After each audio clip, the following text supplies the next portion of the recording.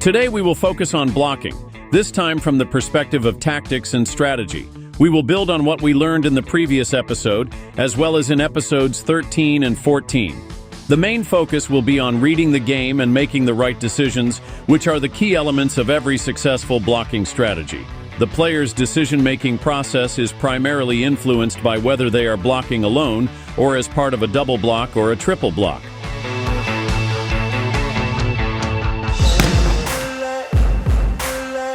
A single block is relatively rare in high-level volleyball.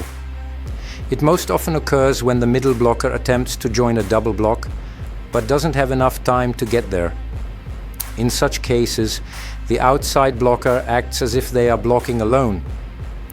This means they have freedom in choosing the direction they want to cover. Because their success rate is lower in a single block, they need to take more risks. Sometimes they even extend their hands to the sides to increase the likelihood that one of their hands will deflect the ball. A technique we see used by Czech player Marek Šotola. The middle player has a better chance of success in a single block because the attacker has less time to adjust their decision. When the blocker correctly anticipates the attack's direction, the hitter usually cannot react quickly enough. Nevertheless, a single blocker is often at a disadvantage and must take more risks. A double block has a significantly higher success rate. With more court coverage, it allows backcourt defenders to position themselves better, greatly increasing the team's chances of defending the opponent's attack. Because of this, the tactical approach to a double block is different from that of a single block. The main goal is to be compact and to reliably cover a predetermined part of the court. There are also situations where the double block is not a classic block, but rather a form of help defense from one player to another. For example, Czech national team player Lukáš Vašina often slows down the ball in positions that aren't typical block, but it makes a crucial difference for the defense behind the block. A triple block serves a similar purpose, but puts even more emphasis on compactness and impenetrability.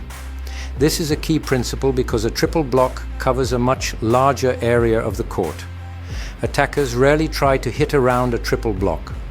Instead, they look for flaws in the block structure and try to exploit any gaps they find.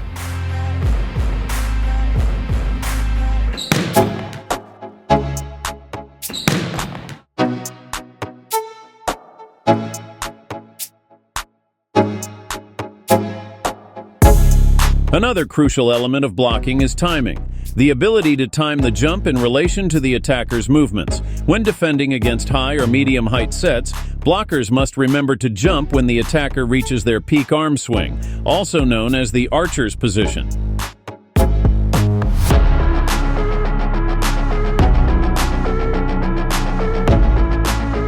We are well prepared for these situations because we've been practicing timing since the very start of blocking drills.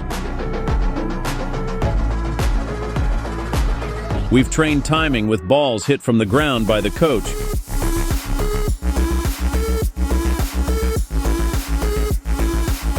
With overballs.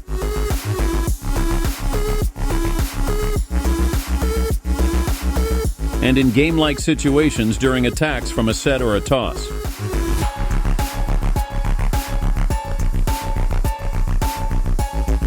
A similar situation occurs when blocking quick attacks in the middle of the net, where the middle blocker reacts based on game reading. Sometimes they even jump early if they've made a preemptive decision, rather than waiting for the attacker's next move.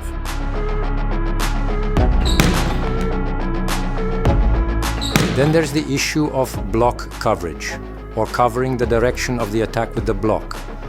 In this case, the blocker shifts their arms at the last moment to the direction they anticipate the attack will go. For instance, we see a Finnish player covering the line shot in this scenario. Similar principles apply when blocking quick middle attacks. In these situations, the blocker is at an advantage because the attacker has less time to decide where to hit the ball. Remind of training drills, where we practice block coverage by adjusting our starting position or by redirecting our hands at the last moment.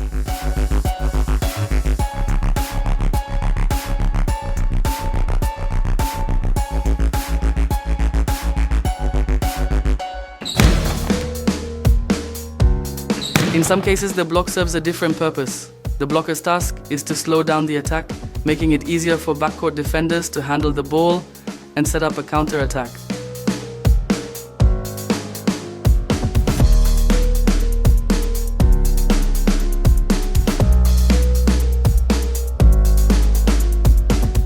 Sometimes the outside blocker jumps in to help the middle blocker at the last moment, surprising the attacker with a successful block.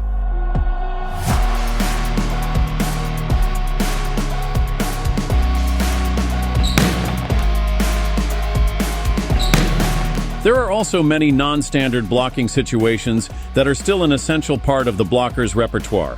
One example is a one-handed block, which is demonstrated by Czech player Lukáš Vašina.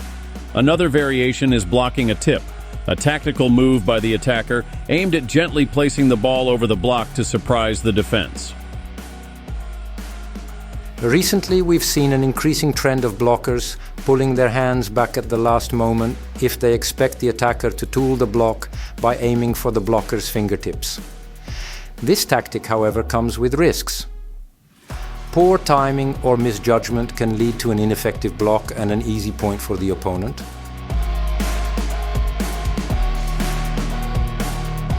We also see battles at the net involving pushed balls, which we've previously discussed from the attacker's perspective.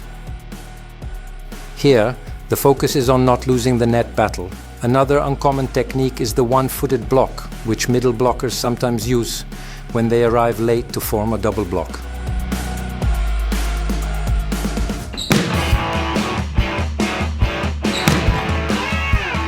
Blocking is not without its faults. Among the most common issues are situations where the attacker tools the block.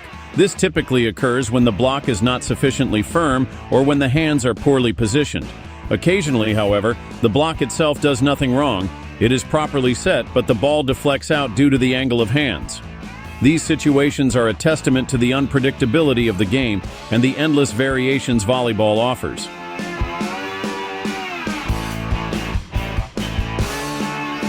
Other scenarios in which attackers manage to overcome the block include hitting off the block intentionally, breaking through the block, or exploiting the gap between the blocker's hands and the net, often referred to as the pocket.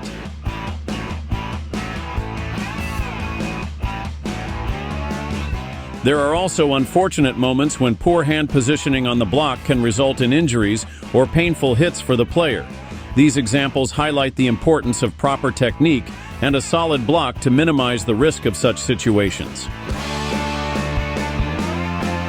Another common mistake arises when the blocker misjudges the setter's intention and moves to block in an area where the attack ultimately does not occur. This ongoing strategic battle between the blocker and the opponent's setter is akin to a game of chess that plays out throughout the match.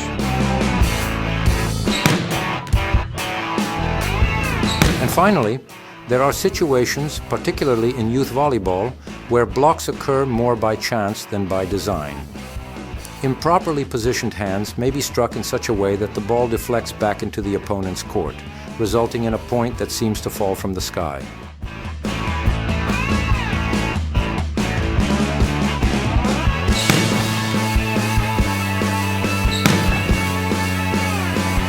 However, the blocking action doesn't end with the jump.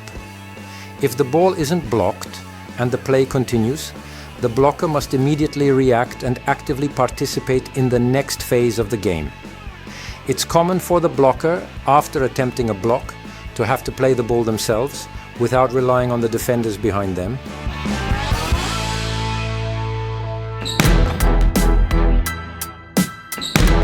Let's briefly recap today's topic. We focused on the strategy of blocking in single blocks, double blocks, and triple blocks.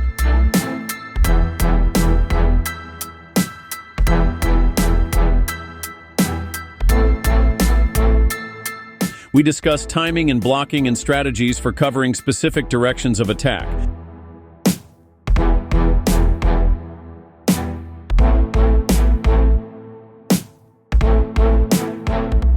We also covered help defense during blocking and various non-standard blocking techniques. Additionally, we highlighted the most common blocking mistakes. Finally, we analyzed the follow-up actions after an attempted block.